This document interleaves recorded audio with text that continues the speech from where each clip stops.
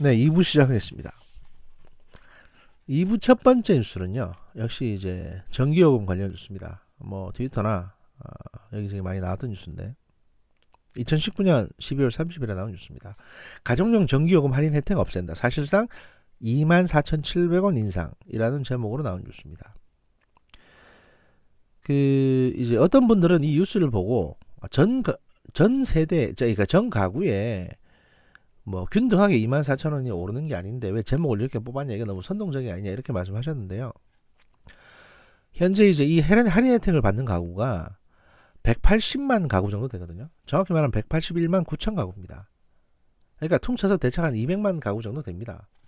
200만 가구 정도 되면요, 그 평균 4인 가족 기준으로 해서 한 1000만 명 정도, 한 800만 명, 800만 명에서 1000만 명. 그러니까 서울시 전체 인구에 대비되는 사람들에게 영향을 주는 거기 때문에 이거는 이렇게 확대 표현해도 상관없는 겁니다.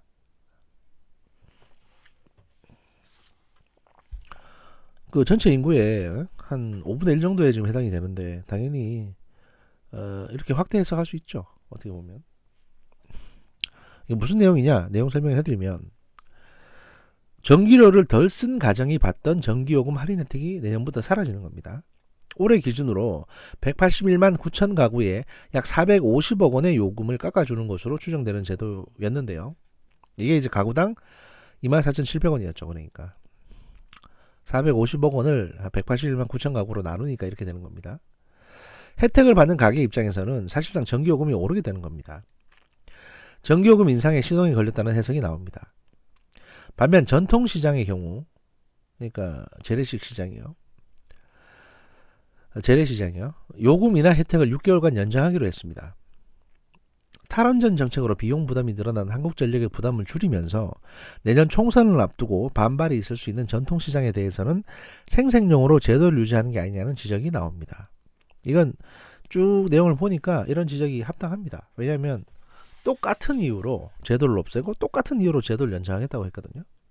그러니까 욕먹어도 싸죠. 이렇게 되니까. 그 전기요금 특례 할인은 이제 한전의 전기 공급 약관에 따라 특정 용도나 대상의 요금을 할인해주는 제도입니다. 한전이 시행 중인 특례 할인은 총 11가지로 2018년 기준 총 1조 1434억 원의 예산을 투입해서, 그러니까 이게 뭐냐면 이만큼 전기요금을 깎아줬다는 겁니다. 그중 올해 말로 적용 기간이 끝나는 것은 주택용 절전 할인, 그 다음에 전기자동차 충전 전력 할인, 그 다음에 전통시장 할인 등 3가지였습니다. 한전은 먼저 일반 주택에 적용되던 전기요금 특례 할인부터 종료한다고 밝혔습니다. 주택용 절전 할인은 지난 2년 같은 달 사용한 평균 전력량을 비교해서 20% 이상 절감한 주거용 주택 고객에 대해 할인을 적용하는 제도였습니다. 동계와 하계의 경우 월 전기료의 15%를, 기타 계절은 10% 정도를 할인해 줍니다. 정창진 한전요금기획처장에 따르면 주택용 절전 할인 제도를 도입한 전후 전력 소비량에 큰 폭의 변화가 없었다며, 특히 제도에 대한 소비자의 인식 수준이 매우 낮게 나타나 절전 유도에 한계가 있는 것으로 보인다며 이 할인 제도를 폐지하는 이유를 설명을 했습니다. 근데 한 450억 원 절감됐거든요, 1년에. 그런데도 효과가 없었다. 그러니까 효과 없는 제도니까 그냥 폐지하겠다라고 한 거죠. 요걸 기억해 주십시오. 나중에 전통시장하고는 정반대 논리가 나오거든요. 이와 함께 전기차 충전 전력에 적용되던 특례 할인도 2022년 6월까지 단계적으로 할인폭을 축소해 나가기로 했습니다. 현재는 전기차 소유자와 충전 서비스 제공 사업자를 대상으로 기본 요금은 100% 면제, 전기료는 50%를 할인하고 있었습니다. 그런데 여기 보면 뭐 무슨 얘기가 나오냐, 이제 월 5.9%를 할인해주던 전통시장은 전기요금 할인을 6개월 후로 미뤘습니다. 그러니까 이 제도 폐지하는 거를 6개월 후로 일몰을 미뤘습니다. 지원 방식도 기존 할인에서 할인 금액만큼 한전이 기부금 방식으로 직접 지원하는 것으로 변경했습니다. 그러니까 요금을 할인해 주는 게 아니라 한전이 기부금 형태로 돈을 주는 거죠. 전통시장의 전기요금 할인은 주택 전기차에 적용되는 할인액의 10분의 1 이하로 적습니다. 그러니까 이제 이게 전체 전통시장 요금 할인 전체 합쳐봐야 한 27억 원 정도 됩니다. 그 가정주택 가정용 할인 이런 거는 뭐 한 450억 정도 수준인데,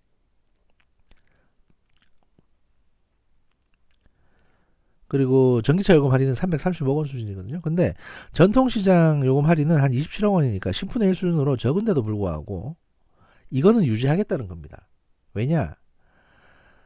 그 한전 측은 전통시장 영세 상인에게 실질적인 혜택이 제공되도록 기존 연간 전기요금 할인액의 2배 수준인 연 57억 원을 5년간 투입하겠다며 전통시장 에너지 효율 향상 및 활성화를 위한 것이라고 그 이유를 밝혔습니다. 근데 이게 일관성 없는 정책이라는 얘기, 그리고 내년 총선, 그러니까 올해 국회의원 선거를 의식해서 이러는 거 아니냐 얘기를 듣는 겁니다. 왜냐하면 고작 6개월 연장하기로 했으니까. 또 그런 비판받는 이유가 뭐냐면, 이번 세칙 변경안은 정부의 탈원전 정책 시행 이후 대규모 적자에 시달리고 있는 한전과 총선을 앞둔 정부 입장이 뒤섞인 조치라는 지적이 나옵니다. 일반 주택에 대한 특례를 폐지해서 한전의 재무 부담을 덜어주는 대신 전통시장에 대한 혜택은 유지해서 반발을 무마하려 한다는 얘기입니다. 정동욱 중앙대 에너지시스템공학부 교수에 따르면 주택용 전기요금 할인은 정책 홍보를 통해 충분히 개선할 여지가 있는데도 폐지하겠다고 하고, 전통시장의 경우는 정책 효과가 미미하니 지원액을 2배로 늘리겠다고 하는 것은 일관성이 없는 조치라며, 집단 반발이 있을 수 있는 전통시장만 일몰을 연장하겠다는 것은 결국 총선을 의식한 것이라고 볼 수밖에 없다라고 지적을 했습니다. 언뜻 보면 그렇죠. 정 교수는 일몰하는 세 가지 정책 모두 기존 정책의 의도가 있는데 이에 대한 세밀한 평가가 뒷받침되지 않으면 이 같은 지적은 계속해서 나올 것이라고 비판했습니다. 최근 월성 1호기에 대한 영구 정지를 시행하는 등 가속화한 탈원전 정책이 이어지는 한 향후 요금 인상은 불가피하다는 견해 역시 나옵니다. 손양훈 인천대 경제학과 교수는 전기 생산 비용이 올라 적자에 허덕이는 한전으로서는 특례 할인 일몰은 어쩔 수 없는 선택이라며, 그러니까 할인 요금제를 폐지하는 거죠. 탈원전을 외치며 전기요금을 올리지 않아도 된다고 주장하는 것은 어불성설이라고 비판한 바 있습니다. 그러니까 청와대한테 탈원전 정책 비판하라고 말은 못하겠고, 어떻게든 이제 그 할인되는 거는 줄여가지고 요금 부담은 좀 자기들이, 그러니까 적자는 줄여야 될 것 같으니까 가장 적자폭이 큰, 그러니까 적자폭이 큰 정책이라는 거는 그만큼 많은 국민들이 혜택을 보고 있다는 얘기가 됩니다. 그래서 적자폭이 큰 전기차 충전 요금 할인이나 가정용 절전 할인 같은 거는 폐지시켜버리고 몇 푼 나가지 않는, 그러니까 한 30억도 채 안 되는, 하지만 혜택을 받는 사람은 굉장히 많은, 왜냐면 시장 상인들의 혜택을 보잖아요. 그러면 이 시장 상인들은 자기 손님들한테 뭐, 요즘 전기요금도 오르고 죽겠어 이런 얘기 안 나오게 하려면 여기라도 돈을 뿌려라 라고 하니까 이거는 늘리고, 이런 식의 구애주책을 쓰는 거죠. 한전 마음 같아서는 시장에 들어가는 것도 끊고 싶겠지만 산업부에서 그럼 지랄지랄 하니까 어쩔 수 없는 거죠. 에너지 문제 여기까지 말씀드리고요. 다음 뉴스는 뭐 국내 정치 뉴스는 제가 아마 다음 시간에나 말씀드릴 겁니다. 뭐 특별한 뉴스거리가 있는 것도 아니고, 그다음에 조국 씨가 아들내미 대신 시험 쳤다 뭐 이런 거는 뭐 특별할 것도 없고요. 원래 그런 인간이니까.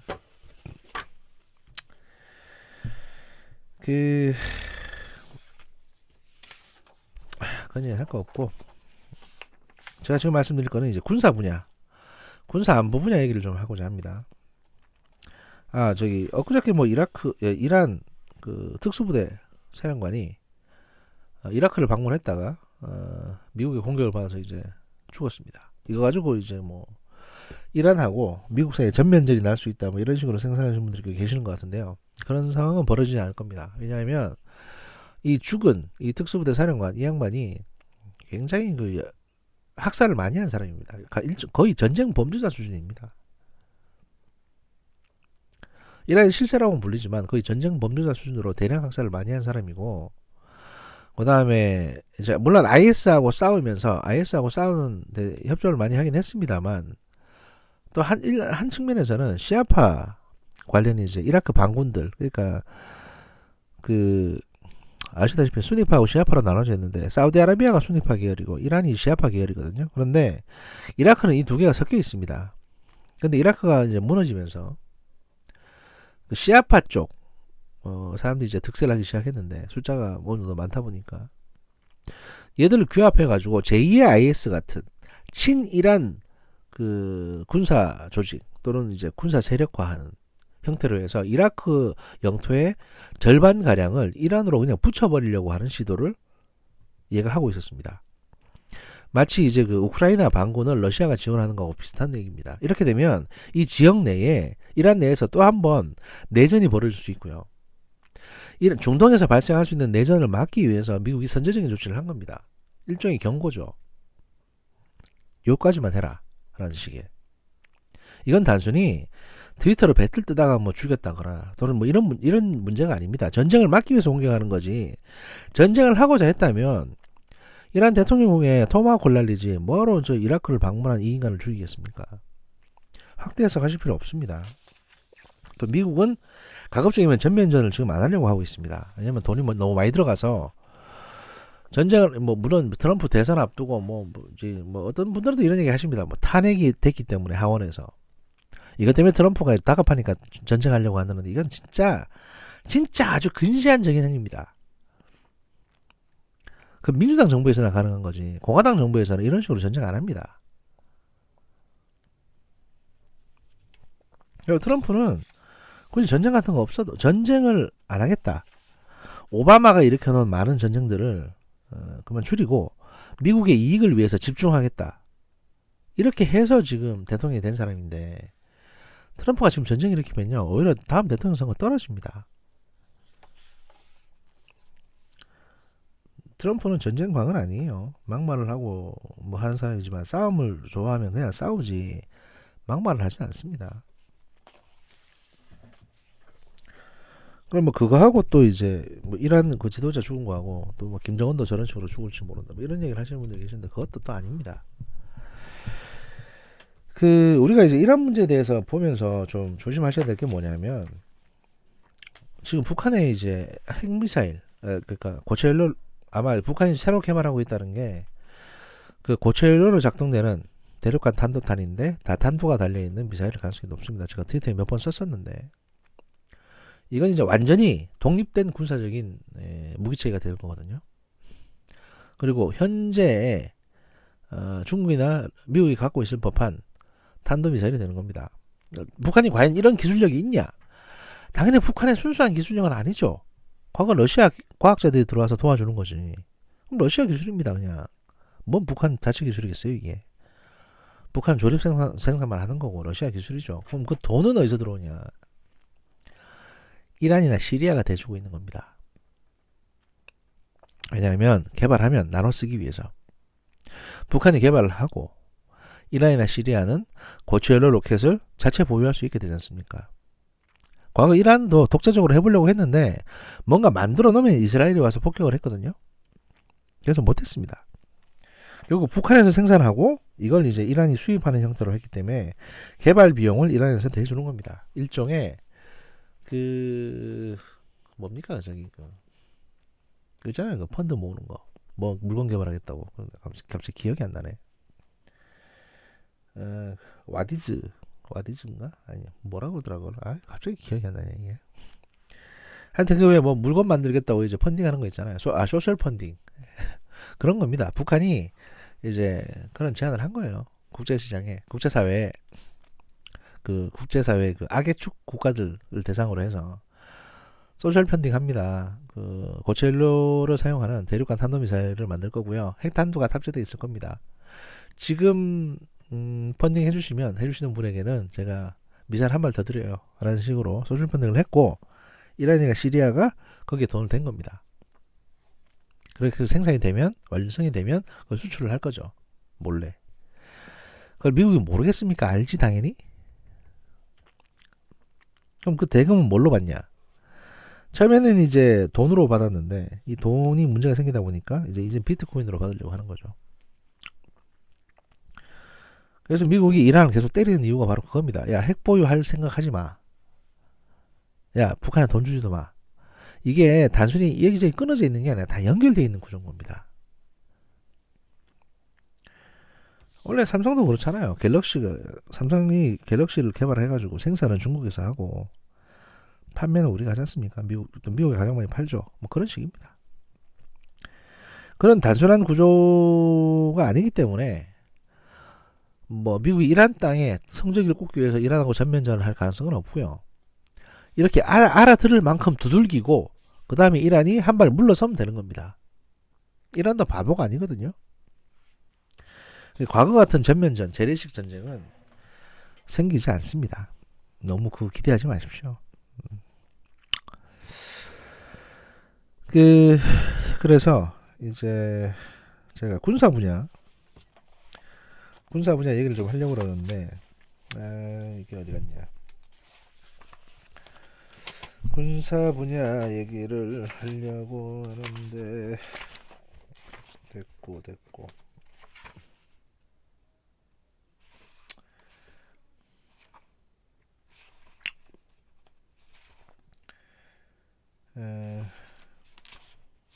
예.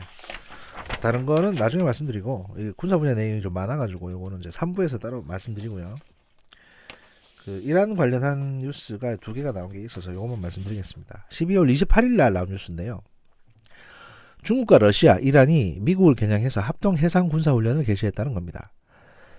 그 27일 날 이제 러시아 해군의 다목적 프리기함 야로스라블 무드리함이 이란 남동부 차바르항 인근 해상에서 항행을 하고 있고 중국과 러시아, 이란 해군이 세계 최대의 원형 수송로인 호르무즈 해협을 보호하기 위한 군사 훈련을 개시를 했습니다. 이란군은 지난 25일 이란, 중국, 러시아 3개국이 참여하는 해군 합동훈련 해양안보벨트 훈련을 인도양 북쪽과 오만해의 공해상에서 27일부터 나흘간 실시한다고 밝혔습니다. 이란군은 이번 훈련은 해상테러와 해적행위의 위협에서 중동지역과 국제교역의 안보를 증진하는 게 목적이라고 주장을 했습니다. 중국 국방부도 해당 훈련에 참여한다고 확인했고 그래서 중국 해군은 이번 훈련에 미사일 구축함 시닝 그러니까 서령입니다. 시닝함을 파견한다고도 전했습니다. 그러니까 이란 해군이 훈련하는데 중국하고 이제 러시아가 한 척씩 군함을 보내준 겁니다. 그 이란은 그간 인도, 오만, 파키스탄, 러시아 등과 양자간 해군 합동 훈련을 한 적이 있지만 중국, 러시아가 동시에 참여해서 훈련하긴 이번이 처음입니다. 따라서 미국을 겨냥한 위력 시위라는 분석에 무게가 실립니다. 그렇죠. 이게 뭐냐? 러시아하고 중국이 이제 미국 보라는 듯이 이란 옆에 붙어가지고 야 이란 공격하지 마. 그래 우리가 이란 도와줄 거야. 라는 식의 이제 무력 시위를 하는 겁니다. 그러니까 미국 입장에서도 중국하고 러시아가 저렇게 하고 있는데 쟤들 면을 봐서라도 이란 본토를 때리진 않습니다. 당연히. 다만 이제 미국의 의지는 충분히 보여줘야 되기 때문에 이라크를 방문한 이란군 특수부대 사령관을 제거를 하는 겁니다. 여기에 대해서 지금 중국이나 러시아가 아무 소리 안 하고 있죠. 이건 뭐냐? 딱 요까지만. 그러니까 3자가 여기서 서로 합의를 보는 겁니다. 여기서 만약에 중국하고 러시아가 미국을 맹비난하고 뭐 군사적인 액션을 취한다고 그러면 이것도 오바거든요. 그래서 미국은 미국 나름대로의 자제력을 보여줬고 중국, 러시아도 이란을 다독거리긴 하지만 뭐 적당히 뒤에서 이제 선을 지키고 있는 중입니다. 반면 이제 12월 27일 날 러시아가 신무기 극초음 미사일을 실전 배치했다는 뉴스가 나왔습니다. 러시아가 신무기로 알려진 극초음 미사일 아방가르드를 실전 배치했다고 밝혔습니다. 중거리 탄도미사일의 일종인 이제 아방가르드는 최대 속도가 마 20 이상이며 사거리는 6,000km 이상으로 알려졌습니다. 최대 16개의 분리형 독립 목표 제도립 핵탄두를 탑재할 수 있으며 그러니까 한 발 안에 핵탄두가 16개 들어있는 겁니다. 각 탄두의 위력은 100에서 900킬로톤에 해당한다는 겁니다. 이게 대체로 이제 킬로톤은 1킬로톤이 TNT 1000톤이거든요. 그러면 900킬로톤은 TNT 만톤 10만 톤에 해당하는 아니지. 그러니까 100킬로톤은 TNT 10만 톤이란 얘기네요. 그러니까 뭐 이게 10만 톤이든 100만 톤이든 이건 중요한 건 아닙니다. 어차피 사람은 다 죽어요. 거기서 버섯 구름 생기고요. 머쉬룸 클라우드라고 불리는 버섯 구름 생기고 사람은 갑니다. 그냥 바퀴벌레 때나 살겠지 뭐. 하여튼 러시아는 아방가르드 미사일이 고도 8,000에서 5만 미터 대기권에서 극초음속으로 비행하고 궤도를 변경할 수 있기 때문에 요격이 불가능하다고 주장을 했습니다. 모든 미사일 방어 시스템을 뚫을 수 있다는 것입니다. 그러니까 미국이 우리가 이걸 쏘면 미국은 우리를 방어할 수 없을 것이라고 얘기를 하고 있는 거죠. 반면 미국도 이게 없냐? 미국도 이런 게 있습니다. 지금 미국이 개발하고 있는 게 있는데 이게 뭐냐면요. 이거 어디 갔냐 이게. AGM 183A로 명명된 미사일이 있습니다. 이것도 이제 마 20으로 날 수 있는 미사일이고요. 공중 발사 탄도 미사일입니다. 이거는. 그래서 B-52 폭격기에서 이 미사일을 공중으로 쏩니다. 이게 미국이. 그러면 이 미사일이 고고도에 있는 폭격기에서 공중에서 발사돼 가지고 공중 더 높은 곳으로 올라갔다가 떨어지는 겁니다. 갑자기 밑으로. 그래서 그 안에서 이제 다 탄도가 나오고 뭐 아방가르드하고 비슷하게 이제 지상을 향해서 돌입하는 거죠. 마 20의 속도로. 마 20 정도면요 못 막습니다. 그러니까 막을 수 있는 그 요격 무기가 없습니다. 예. 왜냐하면 어떤 날아오는 미사일을 막으려면요 그 미사일이 어디 있는지를 확인을 해야 되거든요. 그게 뭡니까? 레이더죠, 레이더. 근데 마 20 정도 되는 속도로 날아오면요 이 레이더조차도 이 전파가 왔다 갔다 하면서 이제 이게 이 물체의 위치를 실시간 확인하는 건데 이 레이더조차도 이 물체의 위치를 정확한 위치를 포인팅을 못합니다. 왜냐하면 너무 빨리 날아오기 때문에. 그러니까 1초 전에 어디 있다라고 했는데 이미 그 미사일은 거기 있지 않고 더 날아와 버립니다. 그러니까 이걸 막을 수 있는 미사일을 쏘더라도 못 막는 거죠.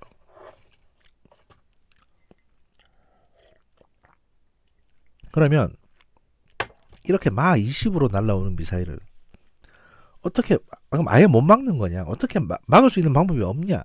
없는 건 아닙니다. 있습니다. 그러니까 이게 현대의 어떤 지혜로 해결이 안 되면 과거 우리 조상들이 어떻게 했는지를 보면 돼요. 과거 이제 60년대, 70년대 이런 지금처럼 레이더 기술이 개발되어 있지 않고 그 다음에 패트리어트 미사일이니 무슨 사드니 이런 고고도 정확한 요격 능력을 갖추고 있는 센서가 발달한 미사일이 없을 때도 핵미사일은 있었거든요. 대륙간 탄도탄 핵미사일은 있었습니다. 그럼 이 핵미사일을 어떻게 막을 생각을 했냐? 날아오는 핵미사일을 향해서 이쪽에서도 핵미사일을 쏘면 됩니다. 그래서 공중에서 핵폭발을 일으켜가지고 이 핵미사일을 녹여버리는 거죠. 날아오는 거를. 마 20이 아니라 마 30이나 마 하렘이로 날아오는 미사일이라 하더라도 공중에서 핵폭탄이 터지게 되면 그거에는 못 견딥니다. 녹아내립니다. 그렇게 막을 수는 있습니다. 물론 하늘에서는 핵폭탄이 터지고요. 공중 핵폭발이라는 게 사실 뭐 지상 한 5km나 6km 위에서 핵폭탄이 터지게 되면요 그냥 좀 밝을 뿐 크게 지상에는 큰 피해는 없습니다. 물론 이제 바람은 좀 세게 불겠지. 근데 유리창도 깨질 수 있겠네요. 근데 이제 건물이 무너진다든지 뭐 사람이 차가 뒤집어진다든지 이 정도까지 충격은 없습니다. 이 공중 아주 높은 데서 터지기 때문에. 다만 이제 인공위성이나 전자장비, 어지간한 핸드폰이나 이런 것들은 다 먹통이 됩니다. EMP 때문에. 그러니까 이제 안 하는 건데 하다 안 돼서 막을 방법이 그거밖에 없다면 뭐 그렇게 해서 막을 수는 있습니다. 아니 우리 집 앞에서 핵폭탄 터지는 것보다야 공중에서 터지는 게 낫죠. 그러니까 핵무기를 막을 수 있는 것은 핵무기다. 그건 뭐 틀린 말은 아니다 라는 말씀을 드리면서 1부 2부 여기까지 하고요. 제가 오늘은 시간이 좀 많은 관계로 조금 이따 3부 또 녹음을 해가지고 올리도록 하겠습니다. 고맙습니다.